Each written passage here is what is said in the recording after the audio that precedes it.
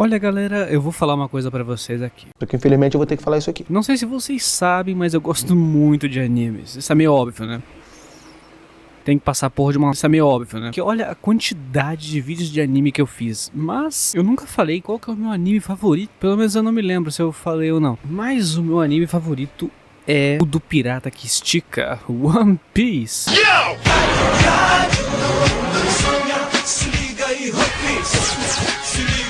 Sim, meu anime favorito é o do Luffy, ou melhor dizendo... Eu sou o Macaco Luffy. Em Portugal, o melhor dublagem. Eu simplesmente amei ele desde o início. Desde que eu vi a primeira dublagem dele lá da 4Kids. Eu vi no YouTube, mas tudo bem, né? Isso não é importante. Mas eu amava a primeira dublagem. Mas, claro, eu ainda prefiro a nova, né? Porque é nova. Ah, bom. Inclusive, é engraçado eu ficando triste, porque a dublagem acabava em um certo episódio e eu ficando triste porque a dublagem nunca continuou. E hoje em dia tem dublagem até o arco de Dressrosa, cara. Mano, eu tô ficando velho. Na verdade, eu tô novo, mas tô me sentindo velho. Até Naruto Shippuden tem dublagem, irmão. Isso é incrível. Vocês já pararam pra pensar nisso, cara? Eu sei lá, pô. Eu já participei até de uma petição pra voltar com Bleach. Todo mundo achava isso louco, tá ligado? Que a Bleach nunca ia voltar. E agora, tá aí, Bleach. Cara, de volta e fazendo sucesso pra caramba. Me chamaram de louco, mas esqueceram que só os loucos sabem. Já dizia Chorão.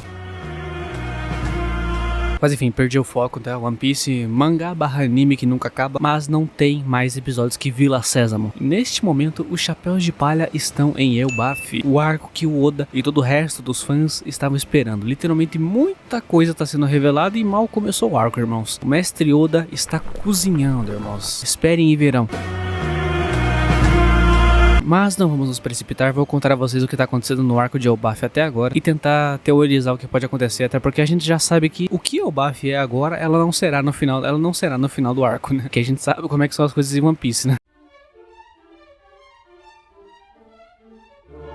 Então pega um lanchinho, uma coca gelada, um suco, uma breja, um saquê, o que tiver aí pra beber, tá ligado? E bora pro vídeo.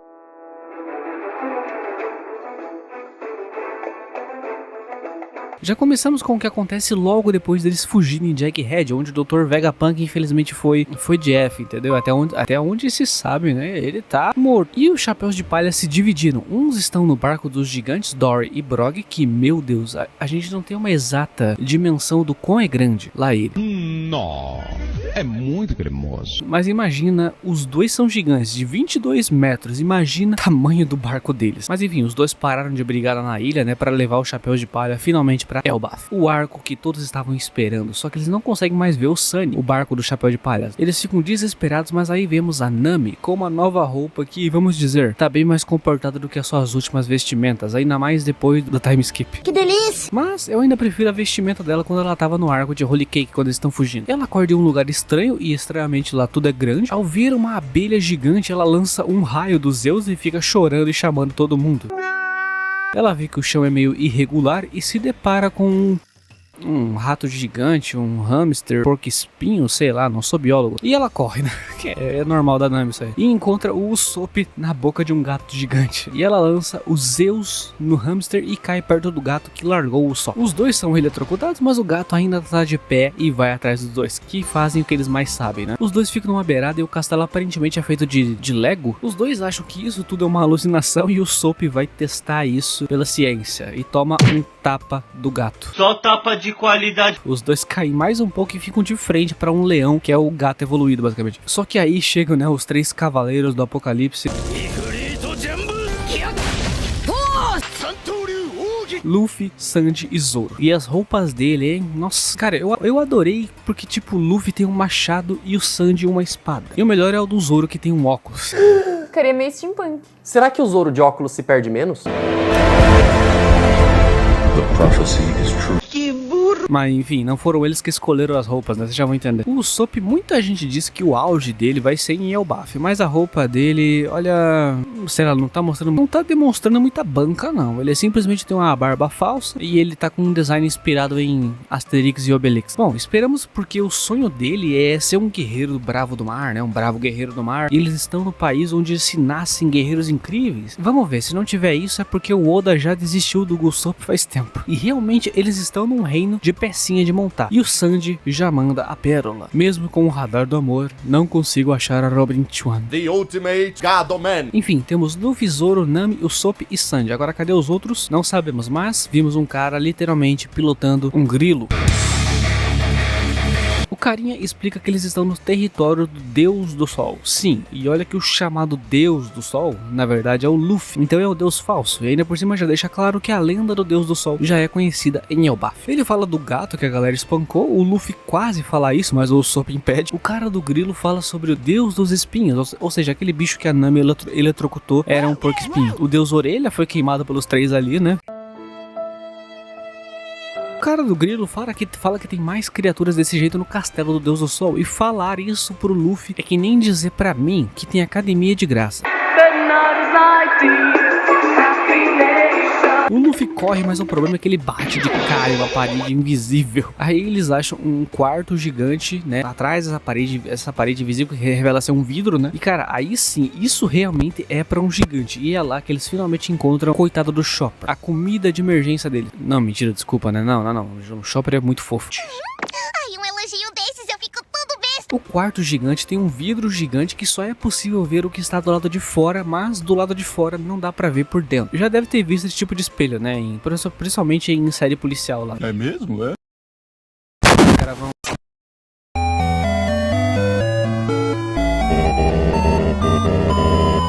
Bom, eu vou ter que falar aqui porque o meu microfone tava cheio de chiado nesse momento. Então, eu vou contar que o Luffy enfrenta uma cobra gigante, né? Eles enfrentam ali os ratos, cobras gigantes que guardam o quarto. E aí depois o próprio Deus do Sol aparece, né, pra eles. Vê toda aquela bagunça e eles fogem com o gato deles. Bom, esse é o fim, agora volta com o áudio normal, graças a Deus. E vemos todo mundo da prisão, que sim, aquilo é uma prisão, né? Desesperados. Enquanto os chapéus de palha correm no Frajola. Eu acho que eu vi um gatinho. Sim, eles chamam o gato de Frajola. Obrigado, equipe de tradução, tá? Isso é tradução feita por fã. Só pra deixar claro, né? Tradução feita por fã. Então se tiver algum erro, né?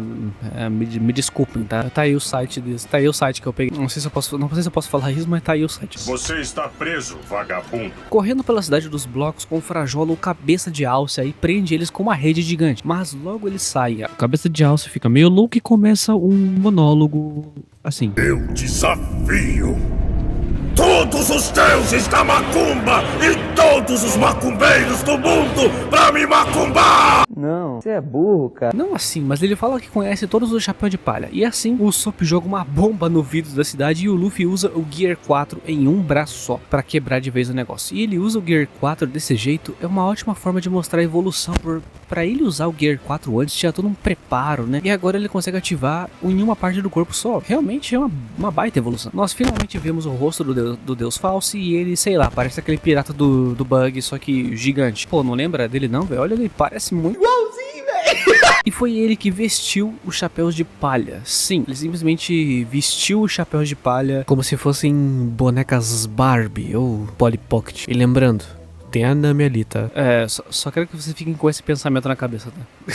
Pega ele, ele é Jack aí, ó. Pega o Jack, pega, junta. Bom, o importante é que, né, pra uma vingança boa, ele é eletrocutado pelos Zeus. E finalmente eles saem da prisão. O resto do bando, que tem, né, o Frank, Robin, Jinbei e Brook, estão nos navios dos gigantes. E eles estão indo pra Elbaf também. E é só isso que eu tenho pra dizer sobre eles, né?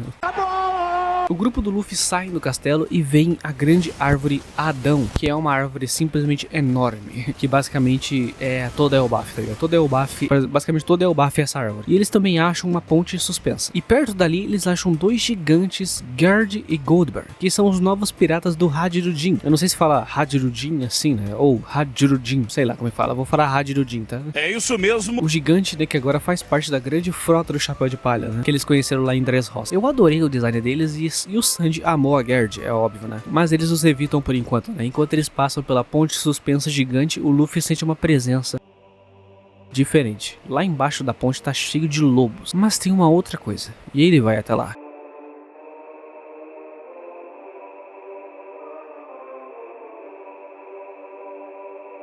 No navio dos gigantes eles veem as notícias novas do mundo, né? Que incluem as novas recompensas do Dory e do Brog, né? A notícia de que Luffy matou o Vegapunk. O que todo mundo sabe que é mentira, né? Mas a marinha e o governo mundial estão cagando pra isso, né? Parece até o mundo real, né? Esse tipo de notícia. moto filha da... Inclusive a Lilith tá com eles, o Vegapunk número 2, ou seja, já que ela é um Vegapunk também, né, tecnicamente o Vegapunk tá vivo, né. Pode ser que sim, pode ser que não, pode ser que não, pode ser que sim. Então isso é um negócio muito complicado, cara. Porque ela é um dos satélites dele, né, que sobreviveu a tudo aquilo. Bom, tecnicamente ele tá vivo ainda. Pelo menos é gostoso, eu digo... Ô, é sério, mano. Esse moleque é safado, mano. Vamos continuar, tá? Os gigantes explicam que Hajirudin é como um filho do rei de Elbaf, mas antes dele havia um outro filho do rei, que foi responsável por atos hediondos, inclusive matar o próprio pai para conseguir a sua fruta lendária. E para impedir ele, precisou literalmente do Shanks e de toda a Elbaf para prender ele. E o nome dele é Loki.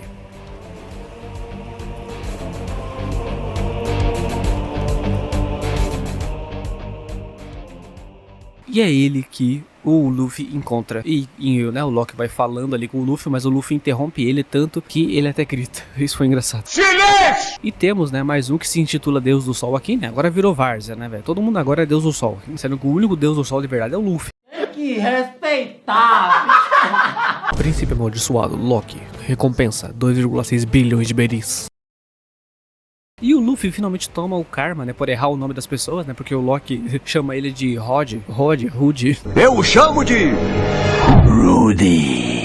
Mas é tradução de fã, tá? Então se tiver algo errado é porque eu peguei essa tradução aqui, tá? Não vamos jogar pedra nos caras, tá? Por favor, eles fazem um trabalho que ninguém quer fazer por nós, né? Brasileiro não tem tradução oficial. Pra muitos dos mangás não tem tradução oficial Brasil. Do fundo do meu coração, eu tô muito triste. E o Loki, né, já manda o papo, né, pro Luffy que ele quer ser liberto. E fala que lá onde ele tá é conhecido como o Submundo, o terceiro nível e o mais baixo de Elbaf, onde os prisioneiros mais perigosos vão e é onde estão as criaturas mais perigosas também. Os capangas do Loki até falam que o Shanks esteve lá e o Luffy fica empolgado, mas logo o clima muda porque o Loki xinga o Shanks e o Luffy não perdoa. O Loki desvia do soco e o soco bate na árvore ao lado dele. Mas o que importa é que o Luffy quer libertar o Loki agora. Mal começou e já parece que vai dar uma merda federal isso aqui tudo. Enquanto isso, o resto do bando tá fugindo do gigante que dizia ser o Deus do Sol, né, que agora tá sem a cabeça de alce, e mostra o Hajirudin e o outro dos piratas gigantes. Mas para tudo, agora que a Robin voltou até a franjinha.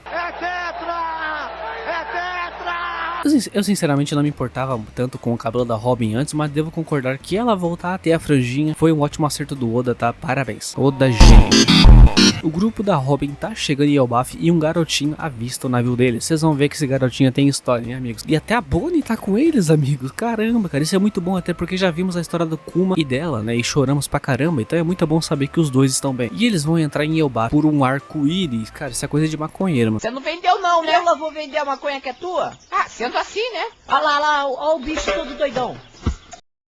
Mas o mais interessante é que o arco-íris são os gigantes que desenham com um giz ou um pincel, sei lá. Só sei que é muito foda eles simplesmente irem por uma ponte de arco-íris, cara. Oda gênio demais, e cabe um saque de bings aqui.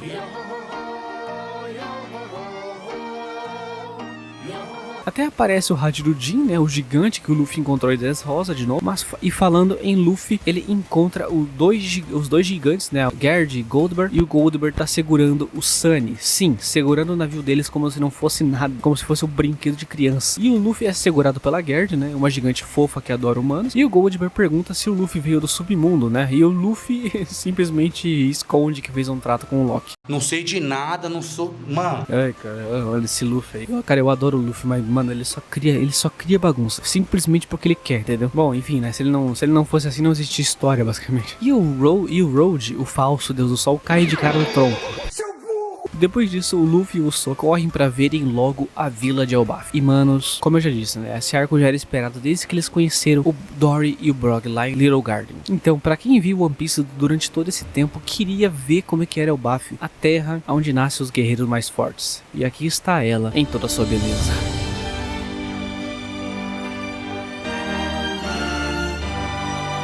Finalmente o bando se reúne novamente e ainda é engraçado como os gigantes conversam com eles, basicamente pegando eles na mão, e eu acho engraçado isso, eu não sei vocês. E o Road tá ali atrás parecendo um prisioneiro, né, que ele merece isso, ele merece. Esse trash não merece a gente. E está na hora de mais um marco nesse arco, o momento em que a Robin reencontrou o Sol. Indo pra lá com o barco se movendo por nuvens, vemos o Sol caído numa praia. É claro que aquilo não era à toa, isso era um remake do primeiro encontro de Sol e Robin. E finalmente...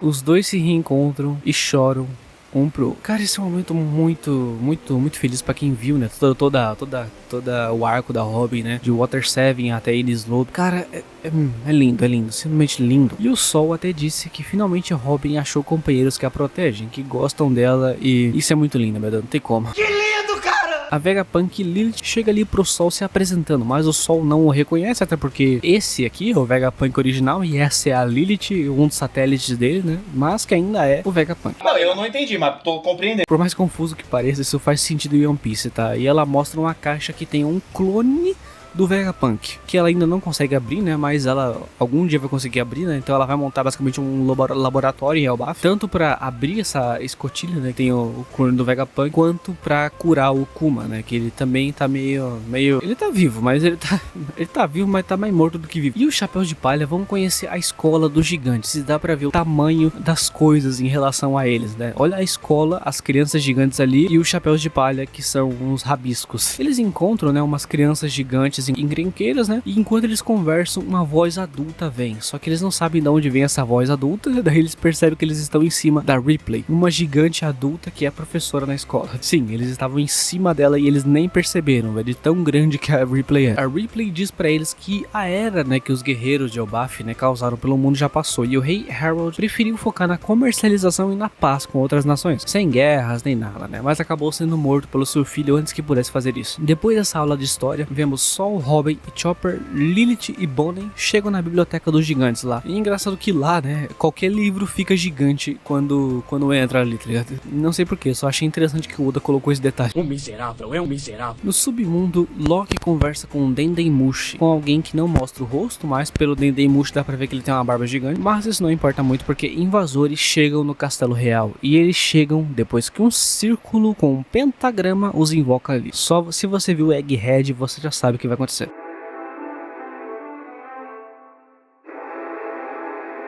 Mas temos que voltar por Chapéu de Palha. O Luffy causa medo nas crianças e eles conhecem o crianço gigante mais corajoso que ataca o Luffy e o Luffy só quebra a espada dele estando parado. E como resposta ele ativa o Gear Third e quase dá um soco na cara da criança. Eu só acho que foi exagero. O nome dele é Colon. Aqui tá Kron, né? Que provavelmente é como vai ficar em japonês, né? Coron, sei lá como vai ficar quando for para um anime, mas enfim, vamos chamá-lo de Colon por enquanto. E ele é filho da Ripley com um humano. Sim, ele é meio humano, meio gigante. Nada a declarar aqui, tá? Vamos só seguir, fica com essa dúvida na cabeça, tá? A Geralt, a gigante mais fofa, faz roupinhas pros outros Chapéu de Palha. E elas são incríveis, tá? Aprovadas pelo próprio esquadrão da moda. E eles vão pra um festejo, né? Muito churrasco, bebida, barões da pisadinha tocando de fundo. E aparece um gigante que tem uma espada enfiada na cabeça. O nome dele é Jaru e ele tem literalmente 400 anos de idade. E cara, esses daqui que estão aqui embaixo já são gigantes. E olha o tamanho do velho, irmão. O cara literalmente é uma montanha. Uma discussão começa ali porque o Road fala do sonho de todo mundo em Elbaf, que é ser o Deus do Sol. E todo mundo ali tem uma interpretação própria sobre o que é o Deus do Sol. Uns dizem que ele é o Salvador, o Deus da liberdade, da destruição, do riso. Enfim, muitas interpretações e eles começam a brigar.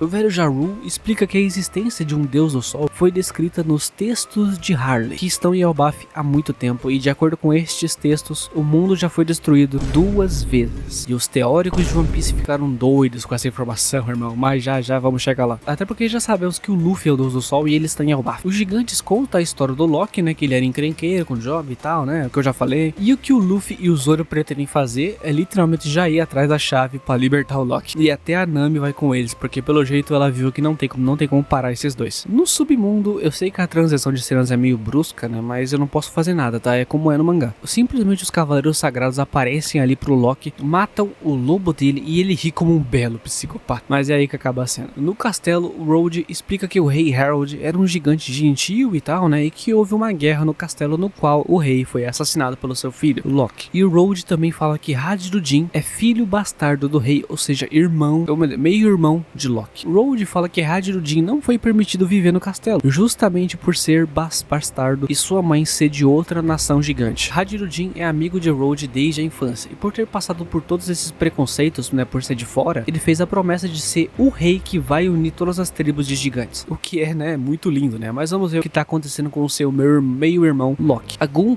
uma cavaleira sagrada, tá literalmente espancando o Loki, porque ele se recusa a participar dos Cavaleiros Sagrados. E nós vemos o líder dos Cavaleiros Sagrados, mais conhecido como Figarland Shamrock, o irmão gêmeo do Shanks. Cara, tudo isso tá sendo mostrado pra nós aqui nesse arco. Todo mundo falava do Shonks, né, que é o nome dado pelos fãs, isso há muito tempo, e só agora em Elbaf vimos eles, cara. Como é que será que o Luffy vai reagir a isso? O Loki já todo destruído ali, né? Até porque com aquelas correntes não dá pra fazer nada. Ele repara que o Shamrock é parecido com o Shanks. E o Shamrock fica brabo e brande a sua espada, que simplesmente se torna o Cerberus. Sim, a espada é uma Akuma no Mi. A espada tem uma Akuma no Mi. Meu Deus. Os cavaleiros metem o pé dali, mas não antes de darem um ataque covarde no Loki, né? Filhos da Puta que pariu, que filha da...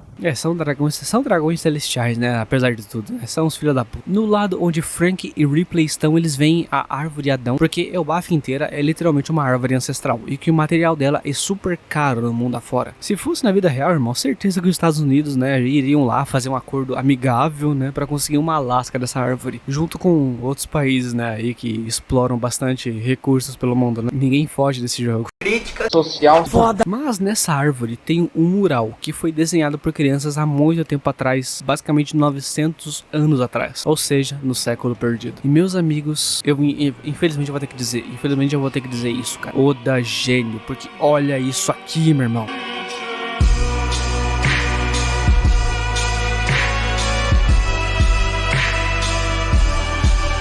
Cara, tem muita teoria sobre esse mural e eu não vou poder falar delas aqui, porque não tem tempo. Então vocês podem ver em canais de anime por aí, né, que vai ter 1000 teorias do que é, né, do que significa todos esses desenhos, mas vamos voltar pro mangá. O grupo do Luffy chega na sala do trono e lá vem um pentagrama que foi deixado pelos cavaleiros, né, e ouvem uma voz masculina chamando eles. Eles encontram o velho chamado de Yasan, um humano que inclusive é pai do Colon, aquele menino e marido da Ripley, a gigante. O cara é guerreiro mesmo, né? Porque olha, não vou nem comentar, mas o apelido dele é Devorador de Montanhas. O homem!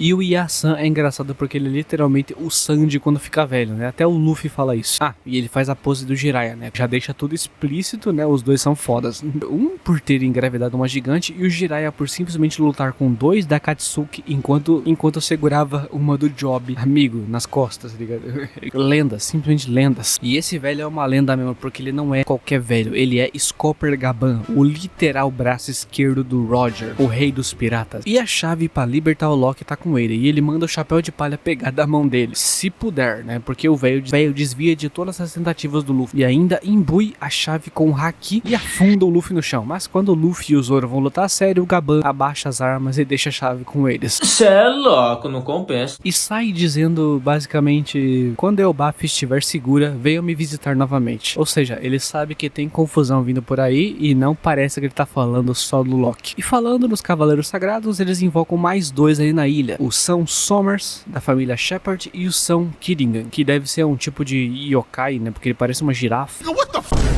Então ele seria uma espécie de mink, mas ele tipo assim, não parece exatamente uma girafa. Se você não entendeu, nem eu também. Eu achei o design dos dois muito legal. O Shamrock tem que voltar pra Terra Sagrada, ou seja, não veremos uma luta dele com o Luffy, infelizmente, mas ele vai deixar com eles a missão de sequestrar crianças de Elbaf. Eu não sei como é que vai ser a luta deles com os chapéus de palha, mas vai ser insana. Mas eu queria ver o Shamrock lutando. Porra, Oda, vai ficar guardando ainda essa porra? Centenas de capítulos pra aparecer o irmão gêmeo do Shanks. Vai ficar guardando o cara, mano. O cara nem fez nada, quase. A Nami volta pra festa dos gigantes, onde o Sop tá bebaço pra caramba, né? Até machuca o velho Jaru, coitado. Baby, então as rodas que eu sou cabarão. A Gerd conversa com o Road e ele quer esconder o fato de que o Luffy e o Zoro vão libertar o Loki. Mas, ainda assim... Ela consegue arrancar informações dele com uma bela pancada. Quando o Luffy e o Zoro chegam no Lock, ele tá todo machucado por conta dos Cavaleiros Sagrados. O mais impressionante é que até o Zoro discute sobre a decisão do Luffy de libertar o Lock. Ele questiona se isso é realmente algo bom de se fazer. Mas o Zoro vai tirar apenas as correntes dos braços, né? Mantendo das pernas, né? Porque ele não confia muito no Lock ainda. E quando o Luffy vai atrás de um médico, né? Porque o Lock tá todo machucado, um navio começa a cair ali no submundo. E é um navio do Hajirudin e sua tripulação. O Luffy se infla e fica grande o suficiente para amortecer a queda dos gigantes. Eles vieram impedir que o Luffy liberte o Lock, mas pelo jeito agora já é tarde.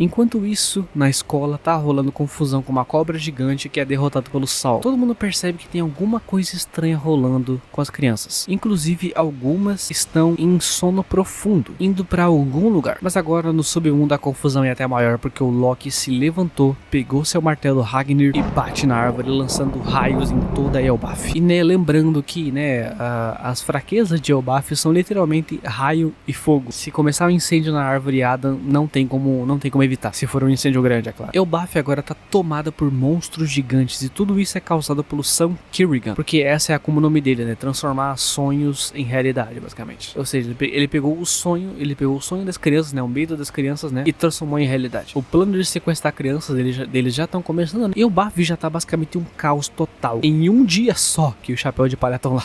O Oda ele não sabe, sei lá, ele tem um problema com o tempo, tá ligado? Ele tem que colocar as coisas rápido. E tipo, não tem, sei lá, um dia que eles estão de folga, não. Eles não podem dar, sei lá, uns 2-3 dias de folga pros gigantes, não, o Chapéu de Palha chegou lá, a confusão começa junto. Sem tempo, irmão. É basicamente assim, em 99,999% dos arcos. O Sol se espeta em espinhos quando se aproxima das crianças, que é uma habilidade da fruta dos Sommers, né, do São Sommer, a fruta dos espinhos. E as crianças continuam indo numa direção pra fora de Elbaf, enquanto os cavaleiros estão almoçando, e elas estão indo direto pro fogo, mas os cavaleiros não estão nem aí se elas vão passar por ali, tá ligado? Basicamente eles falam, tipo, se elas passarem pelo fogo e morrerem, tipo, manda outro grupo, tá ligado? Foda-se.